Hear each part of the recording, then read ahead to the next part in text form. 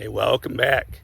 We're at the Bubba Cave today, and I'm happy. We're now 2 days in a row without rain. The sun is shining, the pumpkins are growing. I just wanted to share some basics with you about the plants, about how the leaves age, why we grow pitchforks, explain a little bit about that and a little bit about unburying vines. I've had a lot of questions. Hey, what do you mean unbury vines? I'm going to show you exactly how I unbury my vines. All right, so join us today, and I'll also show you Jack's fishing reel. My friend Dan gave this to Jack. I want to show you, it's a cool thing. All right, I'll show you in the outro.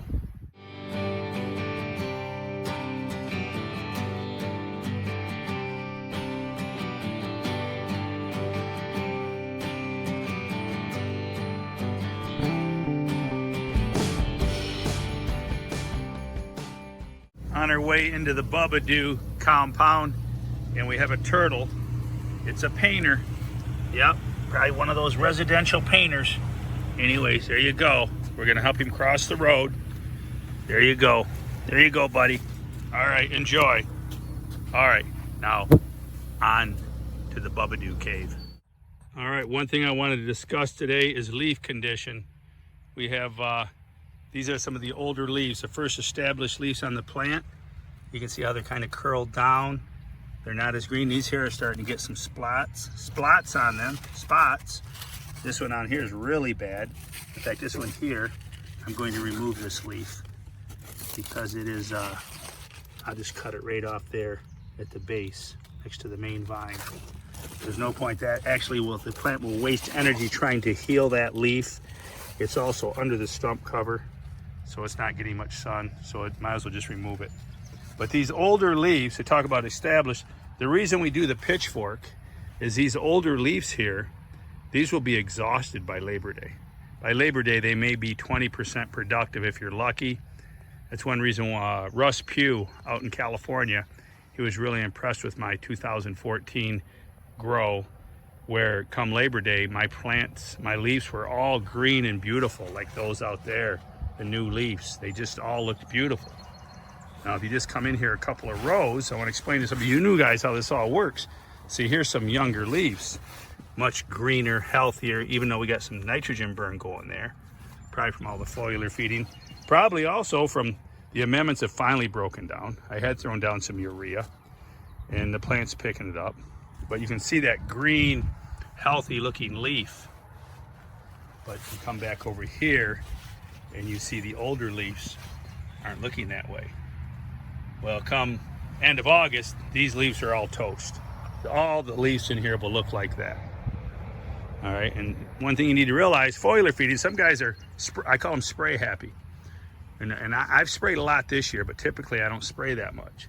They're spray happy, they want to spray everything. They'll spray their merit, they're gonna spray, I'm spraying everything. I'm gonna spray 3 times a day. And what happens is you're exhausting your leaf. And you're gonna shorten, even though, yeah, okay, you're trying to keep it healthy, you're getting the nutrients to it, you're gonna probably shorten the leaf life at least by a week. And 1 week of growth is a lot of pounds. So there's kind of a happy medium. That's why I like to water the merit in. Although this year I did a couple of trace feedings because it wouldn't stop raining. If it's not gonna stop raining, then you have no choice but maybe to feed through the leaf, maybe fungicides through the leaf. You know, you got your Agrifos. That's a systemic, can be watered in or it can be sprayed. It's your choice. I think the things we need to talk about, one thing, hence the pitchfork. The reason for the pitchfork is that those older leaves back in there are going to be exhausted come Labor Day. So when you establish a pitchfork, these vines right here, this is brand new. This is attached to the secondary in front of the pumpkin. Or some of you may say that's behind the pumpkin. All right, it's before the pumpkin. So all this energy on the pitchfork comes back to the fruit, instead of the other choice would be to have secondaries after the pumpkin. But I've deadheaded this pumpkin. Here, we'll pull back the blanket here. July 18th, we're way behind any kind of championship level, but hey, we're shooting for the best we can do. It's all fun in the sun. But just thought I'd take the time today to explain, you know, the aging of the plant. Steve Delitas did a couple years ago, he had a fabulous year, grew a bunch of 2,000 pounders. and he's talking about watering the older half of the plant less. He waters that less as it gets older in the year because those older leaves are going to use less. So you want to water less at the old end of the plant so you don't rot the roots out. That's exactly what I did with my 2043. I rotted my roots out because I was watering the same all the way through the season.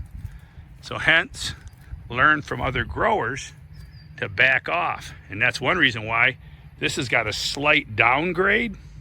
There's a slight downgrade here, and I've got the old half of the plant uphill and the young half downhill, because I figure if it rains and we get more rain and I can't control my watering, at least the more water will be down here at this end, at the younger half of the plant, that'll suck it up late in the year, and the older half will be drier. That's why I did it this way. I laid it out this way. So just give you some explanation why I did it. Some may not agree with these theories. Hey, that's what theory is, you know, opinions, ideas, you know. But look at these new leaves. These new leaves are so much better looking than them old ones back there, and they're going to be around longer. Well, because they didn't start out as soon. They're not as old. They're younger. So there you go. A little explanation with that. I won't keep dragging that on. And I want to show you now. I'm going to show you how to unbury vines. Some people are like, what do you mean unbury vines? How do you unbury vines? I'm going to show you that right now. All right. Now, unburying vines, burying vines, there's actually probably different definitions of that. As you can see, I'll show you my vines. Now, they're not really buried. They're not all buried. We started getting all that rain, and I kind of backed off. But you can see over here, these vines are buried. Now, what I would normally do is I would just take a hose and a gun and just wash the tops off of these. It's getting later in the season. It's July. You should unbury your vines. So what you do is you come in and you want to expose the top of the vine. Unburying them just simply means expose the top. Yeah, there's some roots right there that are exposed now, but that's just the way it is. You let them go. The top of that vine needs to be exposed. If it's completely buried, it most likely will rot. Not saying guaranteed. It depends on your soil. You may have sandy soil, but you don't want to keep them buried. Now, the next time it rains, that'll wash off and expose that vine better. Now, you don't have to completely unbury them. You don't want to dig down to where you're tearing up your root system, but uncover the top. This is how I do it. Because you actually don't need to bury the vine. It's really not necessary to bury the vine in between here.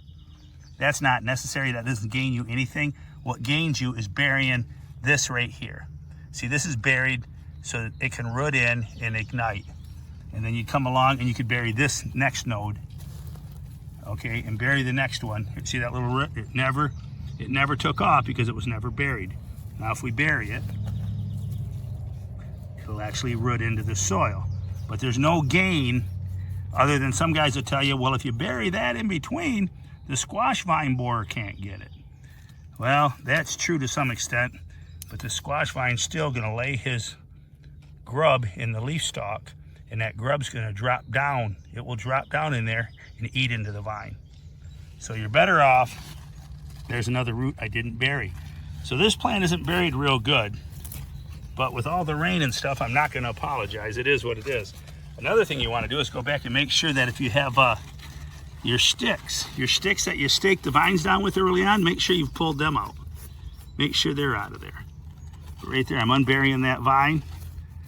That's unburying a vine. Get the top exposed so it doesn't rot. All right, there you have it. Burying and unburying vines, just in case there's still a little confusion on that.